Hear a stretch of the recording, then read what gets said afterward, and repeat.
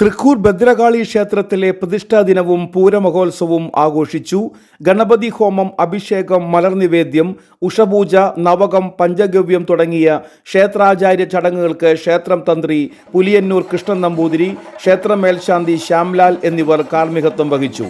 തുടർന്ന് ശീവേലി എഴുന്നള്ളിപ്പ്, വൈകിട്ട് പൊന്നുക്കര സെന്ററിൽ നിന്ന് പൂരം എഴുന്നള്ളിപ്പ്, നിറമാല, ചുറ്റുവിളക്ക്, വിവിധ ദേശങ്ങളിൽ നിന്നുള്ള താലം വരവ് തുടങ്ങിയ ചടങ്ങുകളും നടത്തി.